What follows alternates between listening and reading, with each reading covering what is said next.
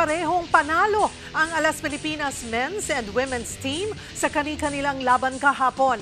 Habang sa PBA, nakakuha na ng panalo ang Northport Batangpier matapos ang 8 sunod-sunod na talo. Para bigyan ng mukha ang balita, Mobile Journal, Denise Valdesancho.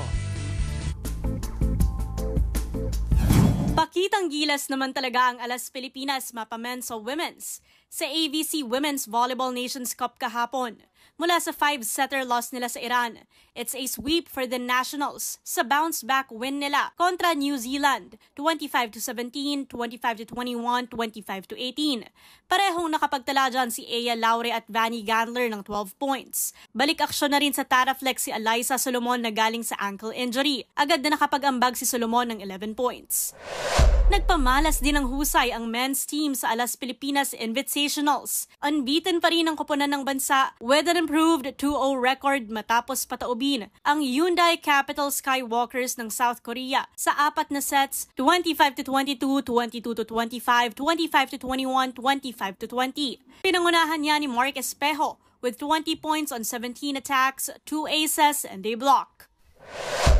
8-game losing skid no more para sa Northport Batangpier. Matapos pakitaan ng husay ang league-leading NLEX Road Warriors, 113-108, kahapon sa PBA Season 49 Philippine Cup. Double-double dyan si Cade Flores with a career-high 26 points and 15 rebounds.